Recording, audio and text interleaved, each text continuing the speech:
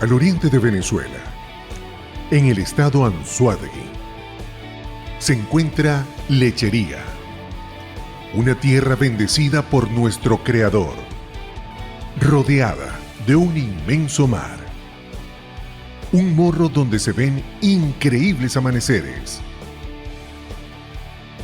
e inigualables atardeceres, con historia de valentía y coraje, donde vive gente cálida y amable.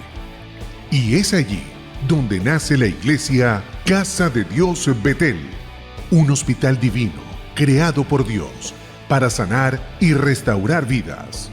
Una escuela de Dios donde el maestro forma y capacita a sus discípulos.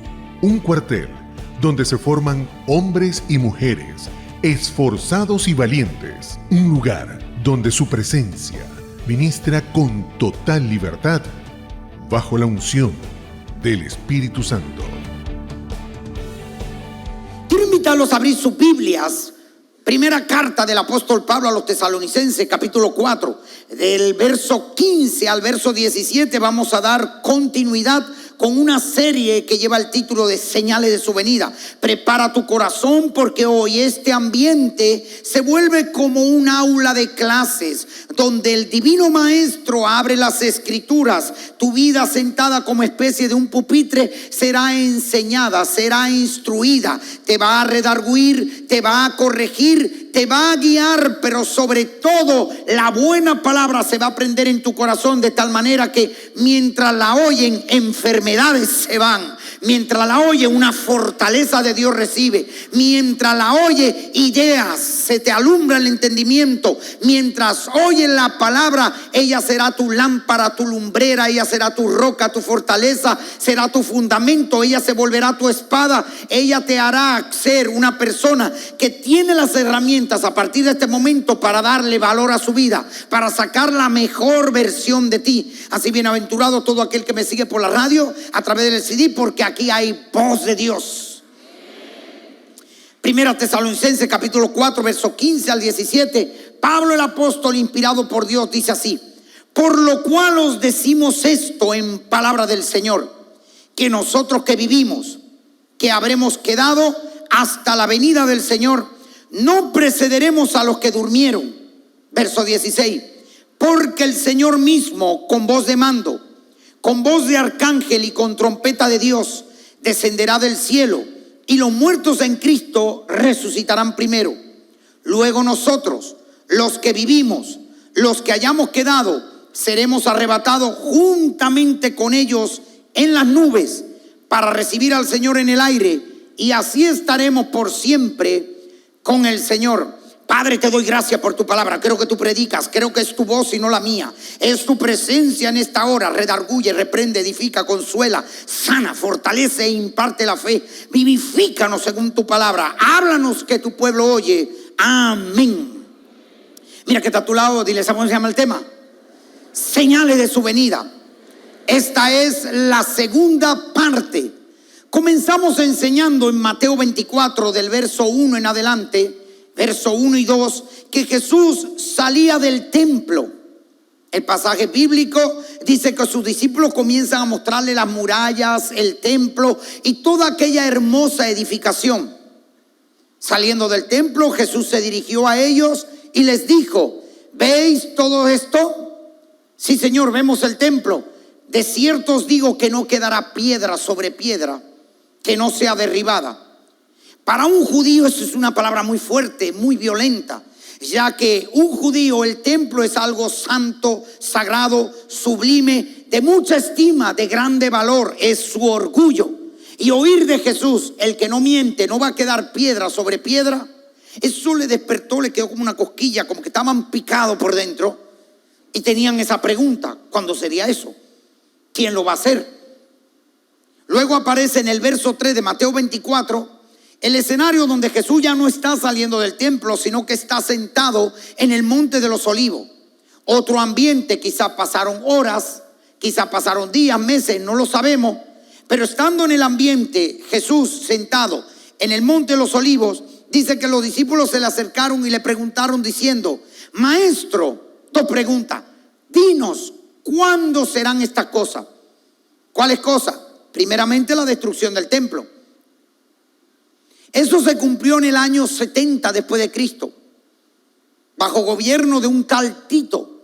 Dicen los historiadores que se levantaron en contra de los judíos y arremetieron contra el templo y derribaron todo, porque se corrió un rumor entre los soldados de que el templo, como es algo sagrado y de grande valor para los judíos, dentro de la muralla seguramente, dijeron los soldados, habían tesoros. Los judíos ahí ocultaron el oro, ocultaron allí entre muros, entre esas piedras, seguro pusieron piedras preciosas y no dejaron una piedra sobre una piedra, buscando, y se cumplió la palabra de Jesús. Del verso 3 en adelante, específicamente el verso 4, donde Jesús va a empezar a hablar acerca de las señales de su venida. ¿Quiénes son los que le preguntaron a Jesús? Según Mateo 24, encontramos que los discípulos son los que le hacen esas dos preguntas. La segunda, ¿cuándo o qué señal habrá para tu venida? Pero Marcos, que es un pasaje paralelo, Marcos 13, el verso 3 dice que Pedro, Jacobo, Juan y Andrés, esos 4 discípulos fueron los que, sentados al lado de Jesús en el monte de los Olivos, le hicieron la pregunta. ¿Cómo lo sabemos? Porque usamos como herramienta bíblica para interpretar bien los pasajes paralelos. Eso vamos a hablar más adelante. Tanto Mateo 24 como Marcos 13 como Lucas 21 y el mismo Apocalipsis 6, donde Jesús habla en alegoría acerca de los pasajes mencionados, son herramientas para entender lo que la escatología explica. Escatología es la rama de la teología encargada de enseñar los eventos del porvenir, lo que ha de suceder, lo profético, lo que está a punto de acontecer. Seguimos enseñando y dijimos que Cristo solamente toca la tierra en 2 oportunidades. La primera se le conoce como la primera venida de Cristo. Y la segunda es la segunda venida de Cristo. Solo 2 veces Jesús toca esta tierra. La primera se cumplió, leemos los evangelios y encontramos que hay acerca de la primera venida de Jesús 332 pasajes bíblicos que demuestran todo lo dicho por la ley y los profetas. Siempre en cada paso que Jesús daba se iba cumpliendo las escrituras. Por eso va a aparecer palabras allí como lo estaba escrito, para que se cumpliese lo dicho por el profeta tal. 332 profecías se cumplieron en la primera venida. Habría de nacer de una virgen, María. Sería llamado Nazareno, se crió en Nazaret. Nacería en Belén de Judea, la ciudad del rey David, nació en Belén. De Egipto llamé a mi hijo, cuando huyó a Egipto de allá, y una tras otra se fue cumpliendo. Jesús se manifestó en medio de la ley, aun cuando manifestó gracia.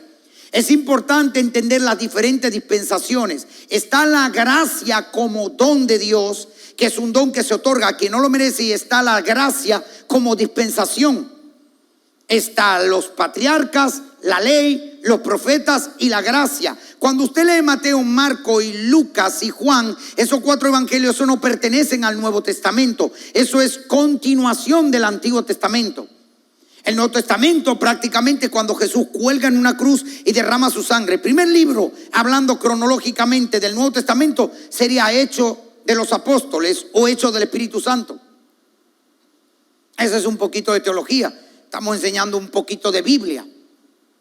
Jesús dijo: yo no vine para abrogar la ley, sino para cumplirla. En cada paso de Jesús cumplió la ley, la guardó. Ni una tilde, ni una jota la quebrantó. Y cuando los escribas y los fariseos estaban equivocados en cuanto al día de reposo, él los corregía. Decía: el día de reposo no es esto, no es aquello. El día de reposo fue hecho por causa del hombre para que repose. Él les enseñó cómo se guarda la ley. Lo libró de toda religión y les mostró la palabra. la primera venida visible. En ese tiempo no había celular, no había tal, y no se documentó mucho en cuanto a imágenes y fotos como hoy en día se hace. Pero en la segunda venida, cuando Jesús viene con sus ángeles, viene con los arcángeles, viene con la iglesia, viene a tocar la tierra. Y les dado vencer con el espíritu que sale de su boca. Viene a limpiar la tierra. Y dice Juan, vi cielo nuevo y tierra nueva. Viene a acabar con el anticristo, el falso profeta, con la bestia. Viene a establecer un reino que será el milenio, 1000 años con Jesús como presidente en todas las naciones. De eso se va a hablar más adelante. Esa bendición viene. En la segunda venida no viene para que lo escupan, no viene para que lo humillen, no viene como el manso cordero, viene como el Verbo, viene como el Hijo de Dios, viene como el Cristo, el Señor. Y está escrito en los profetas, mirarán al que traspasaron, porque escrito está, todo ojo le verá. Eso será televisado, eso saldrá en celulares, eso lo podrán captar, eso lo van a enviar en WhatsApp, eso va a estar en las redes sociales, eso va a estar en televisión. Todo el mundo va a ver esa segunda venida.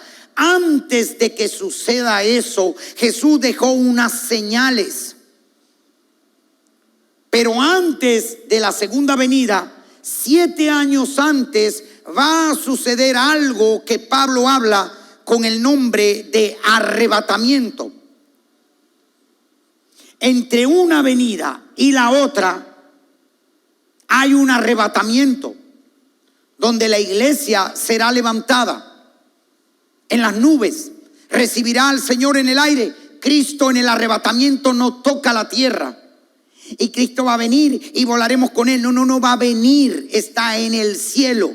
Volaremos a las nubes. Cuando suene la primera trompeta, los muertos en Cristo resucitan primero, luego nosotros, los que vivimos, los que hayamos quedado, seremos arrebatados. Juntamente con ellos, en fracciones de segundo, estaremos transformados nuestros cuerpos. Este cuerpo de corrupción se vestirá de un cuerpo glorificado. Estaremos vestidos de blanco como la novia del Cordero. Jesús como el novio, esperándonos en las nubes, en el aire, donde nos toma y entramos a celebrar en el cielo la boda del Cordero. Es en ese tiempo donde hay 7 años de tribulación en la tierra. En el cielo gozo, paz, alegría, fiesta de boda. En la tierra usted va a ver lo que llaman el periodo de la gran tribulación, dividido en 2 partes, 3 años y medio, donde el anticristo se manifiesta al mundo como un presidente mundial, empieza a hablar de paz, la actividad demoníaca cesa, se echa hacia atrás, ya la violencia cesa, ya no hay corrupción, ya no hay robo, ahora hay una sola moneda, ahora hay unas unificaciones, ahora hay un chip, ahora tú no necesitas tarjeta de crédito ni de débito, tú no necesitas pasaporte, ahora con tu chip tú puedes viajar, ir y venir, toda la información está en tu chip, colocado en la frente o colocado en la mano, según explica Juan. Y según lo que comprueban hoy en día, todo eso lo vamos a hablar más adelante. Pero esos 3 años y medio donde el anticristo aparece como una bella persona, gobernando al mundo, dirigiéndolo como un presidente mundial, habrá una sola moneda, habrá un sistema de chip, habrá más avance en las redes sociales, estará todo eso que se está cumpliendo. Y luego cuando la gente tiene credibilidad en él y dice, mira, ninguno como él, mira cómo está el mundo, el acta de delincuencia bajó, todo ha bajado, todos los índices negativos han bajado, ya la pobreza ha sido controlada, ya el hambre, ya la desnutrición, ya la gente tiene, cuando gritan paz y seguridad, comienza el segundo periodo conocido como la gran tribulación, donde ahí vienen los sellos, las copas, los jinetes, la ira y los juicios de Dios, la ira del Dios vivo. Después que pasan esos 3 años y medio, que dice Juan que si no son acortados esos días, por eso que dice, hoy en día no dura nada, ninguna carne sería salva. Es allí, al pasar esos 7 años, que viene Cristo. Pero el que no conoce estas cosas y solamente lee la palabra por encima, es donde va a tener problema. Ay, qué silencio. Pastor, y entonces la segunda venida, vamos a hablar de ella. Pero antes de la segunda venida hay que hablar de dos eventos. Uno, la muerte, la separación del cuerpo y del alma y del espíritu. El espíritu y el alma ascienden para los que viven, no para los que existen. Se van con Dios cuando la muerte los sorprende, cuando la segunda fecha viene. Y hay otros que descienden y se van al infierno. Y esta es la condenación, que la luz vino al mundo y los hombres amaron más las tinieblas que la luz. Por cuanto Dios dice, Dios amó de tal manera al mundo que dio a su Hijo, para que todo aquel que en él cree no se pierda, mas tenga vida eterna. No tiene al Hijo, tiene la muerte. O sea, la muerte se puede manifestar. Pablo mismo era uno del que enseñó, habló y escribió sobre el arrebatamiento, y él esperaba el arrebatamiento. Él se incluía, decía: nosotros, los que hayamos quedado, no precederemos a los que durmieron, sino que seremos arrebatados, seremos nosotros. Él creía más que nadie en el arrebatamiento, pero a él le llegó primero la pelona. Peleé la buena batalla, acabé la carrera, guardé la fe, me está siendo reservada la corona de vida, y terminó. Pablo vio la muerte física, pero no vivió el arrebatamiento. Tantos predicadores que han enseñado acerca del arrebatamiento lo han hecho bien. El problema es que ellos no iban a ver el arrebatamiento, porque a ellos se les iba a presentar la segunda fecha. ¿Cuál es la segunda fecha? La primera es cuando tú naces, la segunda cuando usted se va de este mundo. El cuerpo fue tomado del polvo de la tierra y al polvo a devolver. Por más que lo bañe, lo viste, lo peine y lo ejercite, llega un momento que se presenta la segunda fecha, la pelona, llámelo como quiera, y se va. Mira que está a tu lado y reprende espíritu de pelona. Vuélvelo a mirar y dice: tú te vas en el arrebatamiento, eso está cerquita, tranquilo. No te vas a morir, Dios te necesita.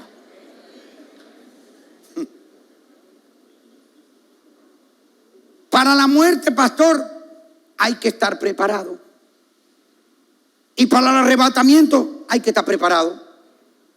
Si estoy con Cristo y dejo de existir físicamente, dice Pablo, el vivir es Cristo, el morir es ganancia. No perdí, gané, me fui con Cristo, terminé mi carrera. Pero tengo que estar con Cristo. Lo segundo, suena la trompeta. Los muertos en Cristo resucitan primero. Luego nosotros, los que hayamos quedado, los que vivimos, seremos arrebatados juntamente con ellos. Ganancia de las dos maneras. Las dos pueden acontecer y para las dos tienes que estar preparado. Yo creo en el arrebatamiento de la iglesia. Pues como te veo viviendo, como que no crees. Sí, yo creo que va a ser muy pronto. Es más, yo lo estoy esperando en este mes. No sirves, no hace discípulo, no atiende a nadie, no da de gracia a lo que de gracia recibiste. No me vengas a decir que tú crees en el arrebatamiento de la iglesia. Si creyeras, créame que no vivirías como estás viviendo. Enseñamos acerca del arrebatamiento, que la palabra que usó Pablo no fue rapto. No fue esa palabra que en griego aparece como sunarpazo o diarpazo, que tiene que ver con saqueo, con arremeter. Sunarpazo, que tiene que ver como cuando los demonios poseen un cuerpo, a la violencia se meten y hay una posesión demoníaca. En los términos usados cuando el viento arremetió contra la barca, sunarpazo. Eso tiene que ver con rapto. Rapto es un tipo de secuestro. Rapto es un tipo de delito, que se llevan algo o alguien repentinamente, usando la fuerza, la violencia, y lo que se llevan no le pertenece. Cristo no viene a raptar a nadie. Cristo viene a arrebatar lo suyo. Cuando hablamos de arrebatar, y Pablo dice, seremos arrebatados. El texto bíblico ahí es arpazo, es llevarse algo en forma súbita o repentina, sin usar la violencia. Lo que se lleva es de su pertenencia. Se viene un arpazo, viene un arrebatamiento. Está Cristo a punto de arrebatar a su iglesia. No me confunda los términos arrebatamiento con segunda venida. En la segunda venida es cuando Cristo toca la tierra. En el arrebatamiento Cristo no viene a la tierra a buscar a nadie. Dice Pablo, subiremos en las nubes, recibiremos al Señor en el aire. ¿Conoce usted una nación llamada el aire? ¿Alguna ciudad conocida como nube? ¿Dónde va a estar el Señor cuando suceda el arrebatamiento? En el cielo. ¿A dónde vamos a volar? Al cielo, no toca la tierra, así que ya vaya corrigiendo esos errores que están por allí. Mire, si hasta se canta falsa doctrina por no leer la palabra como tiene que ser. Y aquí le voy a explicar algo. Cuando usted va a estudiar la palabra, tiene que entender que la Biblia es un libro de estudio, no un libro de lectura. Se lee para estudiar, y que cuando se estudia hay que respetar los métodos de interpretación bíblica, usando como herramienta la hermenéutica bíblica o sagrada para poder interpretar los pasajes bíblicos y entender lo que la Biblia quiere decir. O sea, hay gente que usted lo ve que cuando lee las escrituras hace una eisegesis, no una exégesis. A meter un poquito de teología. Una exégesis es cuando usted estudia las escrituras y dice lo que la Biblia quiere decir. Una eisegesis es cuando la gente lee la Biblia y dice lo que les parece que la Biblia dice. Y hay una enorme diferencia. Por ejemplo, lee usted el libro de Proverbios y hay un pasaje donde Salomón dice: madruga a castigar a tu hijo, lo castigarás con vara y no morirá, y librarás su alma del Seol. Eso es lo que la Biblia dice en la exégesis. En la exégesis no es lo que la Biblia quiere decir. Porque si usted lee lo que la Biblia dice y no interpreta correctamente lo que la Biblia quiere decir, usted se para a las 5 de la mañana, levanta al muchacho y le entra a palo. Porque es que la Biblia dice: madruga a castigar a las 5 de la mañana de madrugada. Párese. ¿Para qué, mamá? Párese. ¿Para qué? Pero una exégesis bíblica te va a enseñar lo que la Biblia quiere decir. ¿Qué quiere decir la Biblia? Instruye al niño en su camino a temprana edad, cuando todavía es pequeño. No espera que crezca y no lo instruyas y luego vaya a ser un hijo que te avergüenza. Eso es lo que la Biblia quiere decir. Ah, no, pero yo lo leí, jalé el texto por la greña, me lo traje para acá y dice esto, y mezclo segunda venida con arrebatamiento. Y hago una mezcolanza rara. Mira que está a tu lado y le te están enseñando. Sé humilde, ten espíritu enseñable. Se hace una exégesis de las escrituras para saber lo que la Biblia quiere decir. Y aquí abajo hay 4 escuelas en este mundo que hablan acerca del arrebatamiento. La primera de ellas, el primer tipo de escuela, es la conocida como la pretribulación, en la que sostiene bíblicamente que la iglesia se va antes de la tribulación. Esa es la correcta, esa es la bíblica. Esa es la que hace exégesis de los pasajes bíblicos.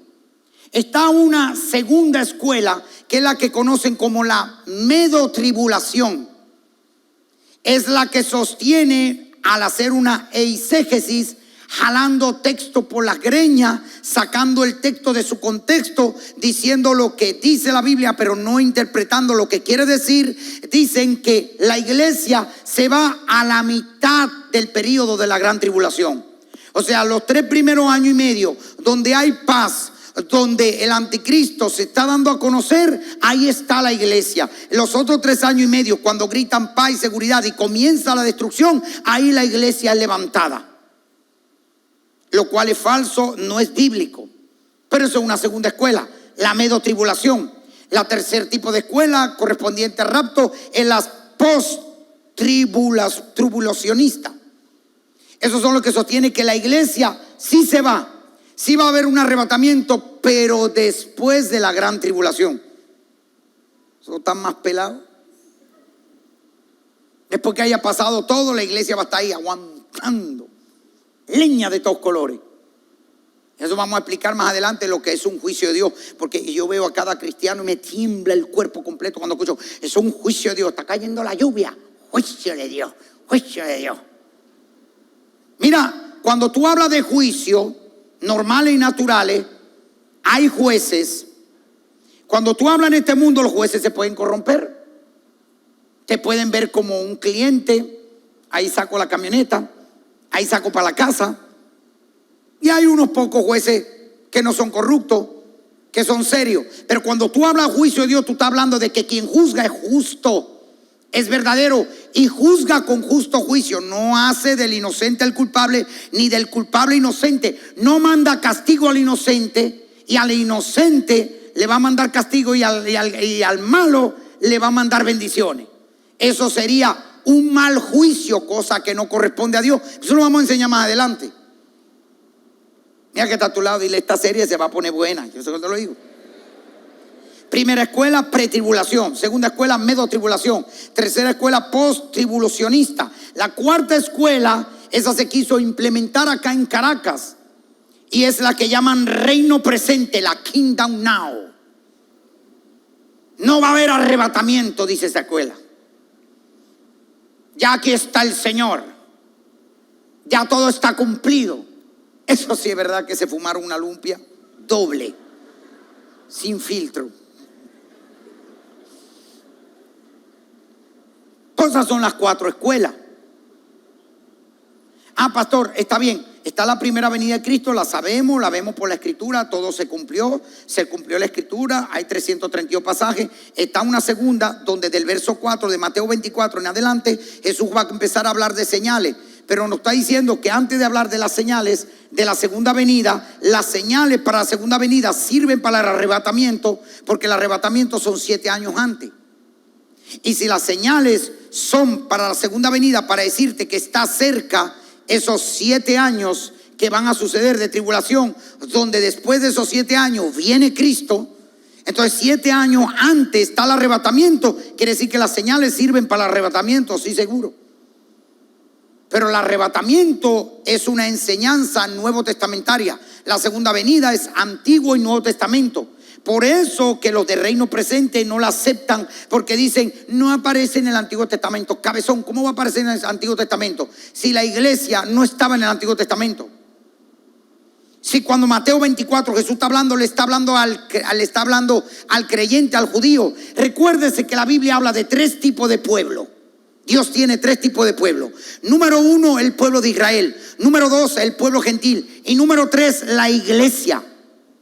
Lo que va a ser arrebatado el tercer pueblo, el pueblo de Dios, el grupo de hombres y mujeres firmes en la fe. Pero cuando Jesús está sentado en el Monte de los Olivos, no existía la iglesia. A quien se le reveló la iglesia fue a Pablo.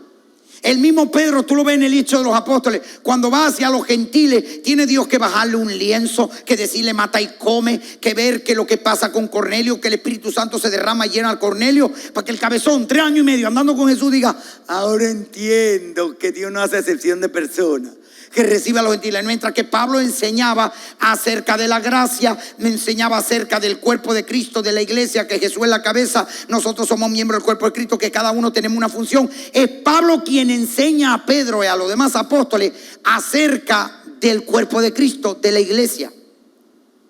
Eso lo vamos a hablar más adelantico. Tanta información que trato de... Céntrate, pastorcito, céntrate. Pastor, entonces todos volaremos para el reino de los cielos. Cuando arrebate, no. Algunos se van a quedar.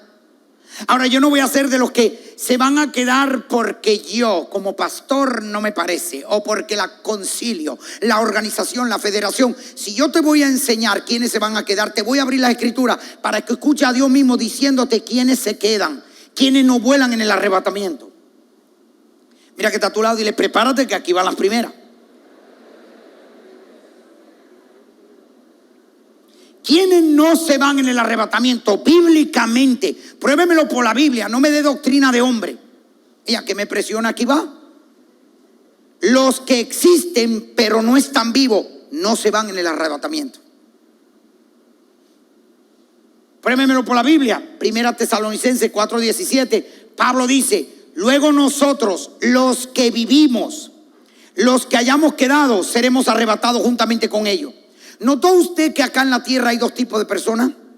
No es rico y pobre, no es blanco y negro, no es hombre y mujer.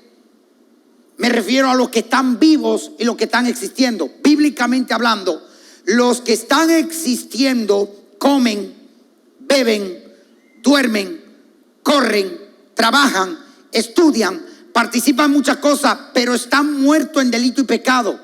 Llámese muerte espiritual la separación del hombre con Dios. No tienen a Cristo.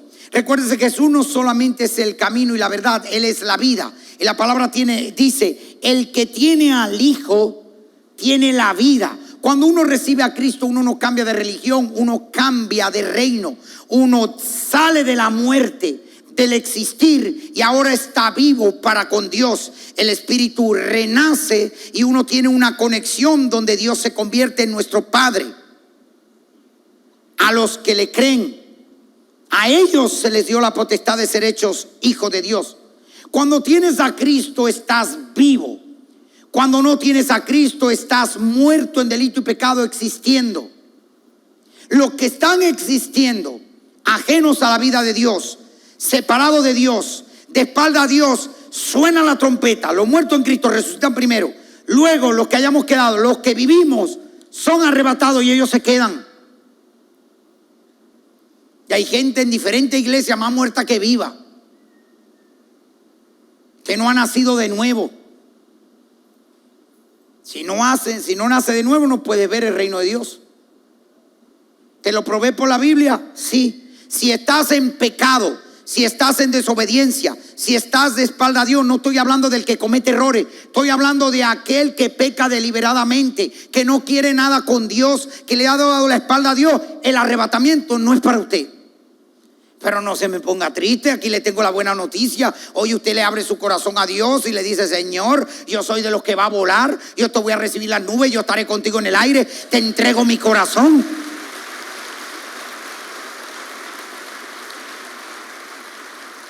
Un tema un poco de maestro con una mezcla evangelística. Necesitas tener a Jesús para que estés vivo. Y vivo, hay garantía de que suene la trompeta y tú seas de los primeros que sea arrebatado. Pastor, hábleme de otro tipo de personas que se van a quedar. No te lo voy a decir yo, te lo va a decir el Señor. ¿Quiénes son los que no se van en el arrebatamiento? Número 2, segundo tipo de personas, los que no hacen la voluntad del Señor. Y escúchelo de la propia boca de Jesucristo. Mateo capítulo 7, verso 21. Jesucristo dice: no todo el que me dice Señor, Señor, entrará en el reino de los cielos, sino el que hace la voluntad de mi Padre que está en los cielos. Perdóname, en el arrebatamiento uno entra al reino de los cielos, sí. Y si no hago la voluntad de Dios, usted no se va en el arrebatamiento, usted no entra al reino de los cielos. Y aquí présteme atención los próximos minutos, porque Dios quiere enseñar algo que es serio. Hay mucha gente dentro de las diferentes ramas del cristianismo, en las iglesias, que tienen a Jesús como su Salvador, pero no es el Señor de su vida. Si Jesús es solamente mi Salvador, pues yo miro una película de la Pasión de Cristo, lloro, me quebranto, me molesto y digo: esa gente si es porquería, ¿cómo le hicieron eso a Jesús? Pero cuando salgo, yo hago mi propia voluntad. Dios dice A, yo hago B. Dios dice C, yo hago D. Dios dice sí, yo hago no. Dios dice no, yo hago sí. Dios dice libre albedrío, se te respeta lo que decida, pero el que hace su propia voluntad no entra en mi reino.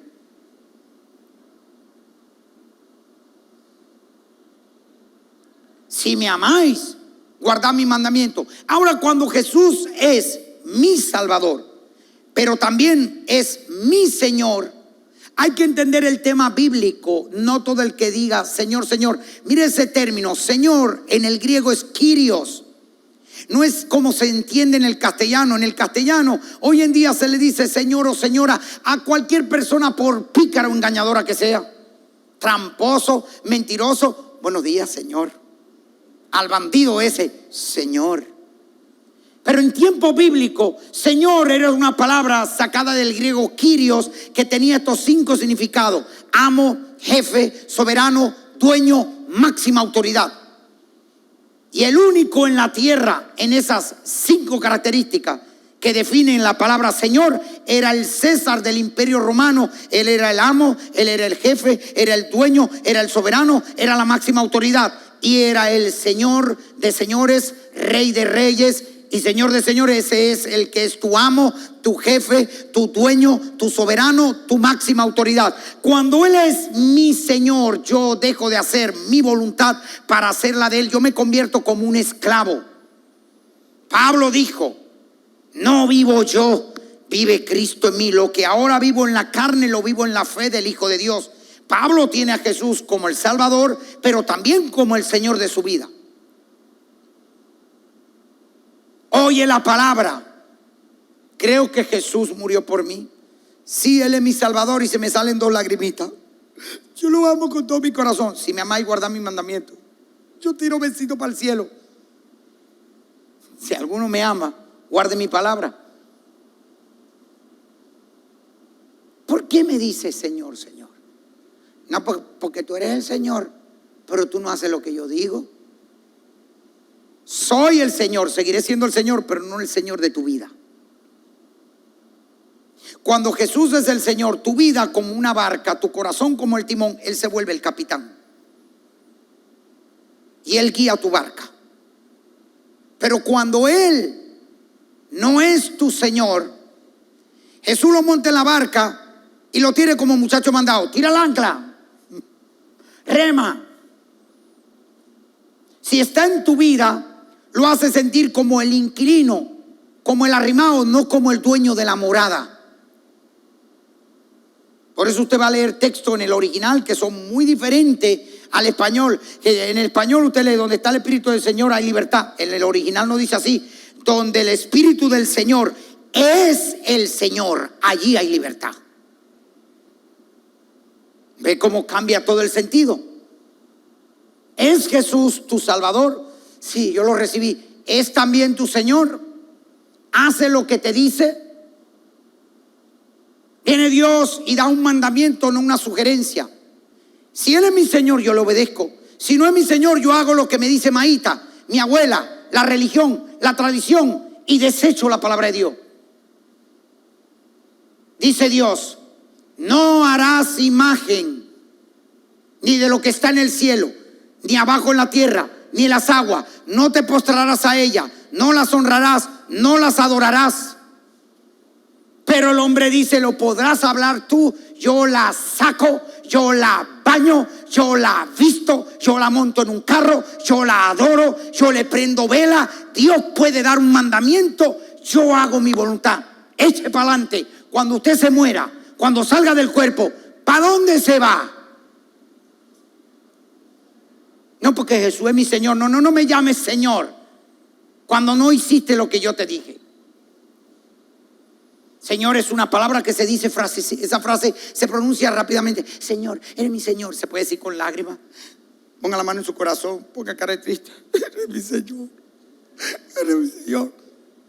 Pero eso no es un término teórico. Eso se lleva a la práctica. ¿Te negaste a ti mismo?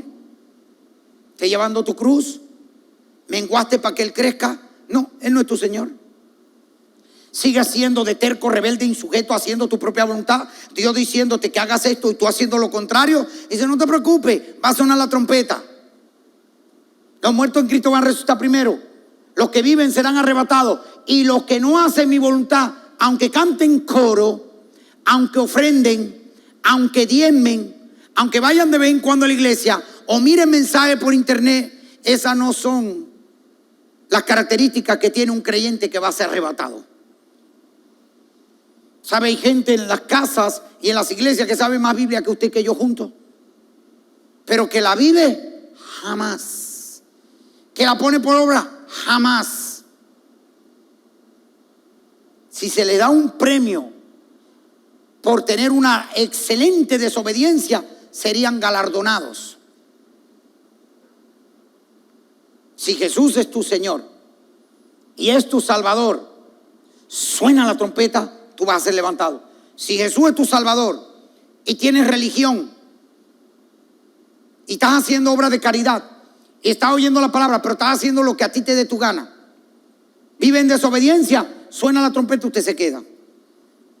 ¿Quiénes son los que se quedan? Explicamos los primeros dos. Número uno, los que existen, los que no están vivos, los que no tienen la vida de Dios. Y número dos, los que no hacen la voluntad del Señor. Note que ahí yo no estoy diciendo que si la falda, que si más larga, que si se pinta, que si no se pinta, que si tiene zarcillo. Yo no me estoy metiendo con doctrina. Yo soy un predicador cristocéntrico en las escrituras. Lo que te hablo por la palabra. Si usted cree que estoy equivocado, no soy yo. Mateo 7:21. Vaya al cielo y reclámele a Jesucristo. Vaya al cielo y reclámele a Pablo. Ellos son los que hablaron. Yo simplemente soy un mensajero que abro mi boca y digo, esto dice el Señor, esto dijo Pablo el apóstol inspirado por Dios. Y si usted quiere hacer lo que le da la gana, nunca me dirá que fui un mal mensajero, que le oculté la verdad, que le dije, haciendo usted su voluntad y lo que le da la gana, suena la trompeta, usted vuela para el cielo. Usted existiendo y no vivo, viviendo de espaldas a Dios, dándole la espalda a Dios, no haciendo de Jesús su Señor y Salvador, se va para el cielo. No es mentira. Ahí van las dos. Primer tipo de gente que se quedan cuando suene la trompeta. Mira que está a tu lado, dile, chamo, tranquilo, tú estás vivo. Vuélvelo a mirar, dile, tú tienes a Jesús como Señor y Salvador. No, que pastor me está como regañando. No te está regañando, cabezón, te está enseñando. El único que tiene que salir enluchado, no me parece. Yo tengo a Saibaba, tengo al negro Felipe, al indio Guaycaipuro, yo tengo a mi reinita María León Sativa. Lleva el diablo. Es el que se tiene que ir molesto. Y te lo hablo en amor de Dios, por la gracia de Dios, para que despierte. Es un mensaje. Puede morir en cualquier momento. Pellícate para que vea que el único requisito ya lo tiene y es estar vivo. Y Dios te está diciendo, arréglate y ordénate. Y número dos, puede sonar la trompeta en cualquier momento. Todo está cumplido para el arrebatamiento. Para la segunda venida falta algo, pero en la segunda venida usted no se va. Usted se fue en el arrebatamiento. Es donde se canta la falsa doctrina. ¿No escucha usted ese corito? Veremos en las nubes al Señor cuando venga con poder. La segunda venida. Con Abraham, Isaac y Jacob, los profetas y los muertos en Jesús. Oh, gloria a Dios. Charrasca, pandereto. ¿Y usted está cantando falsa doctrina o se quedó? ¿Usted no sabe que cuando viene Jesús con Abraham, Isaac, Jacob, los ángeles, viene la iglesia con él? Eso usted está abajo. Veremos en las nubes al Señor cuando venga. Se quedó. No sabe ni lo que está cantando. Pastor, ¿y esa canción cómo se cantaría? Simplemente cambiaré una palabra. Vendremos en las nubes con el Señor cuando venga. Ahí sí.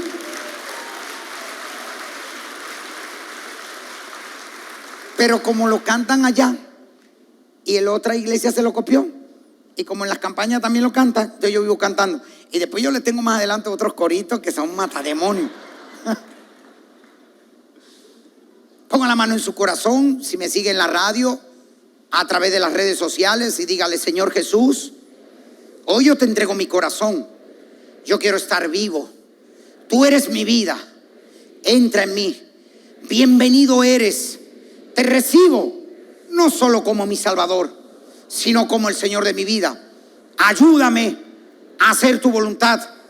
Prepara mi vida para servirte. Si suena la trompeta, pueda volar.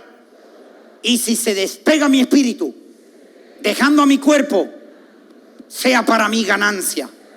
En el nombre de Jesús. Amén. Dios me lo continúe bendiciendo.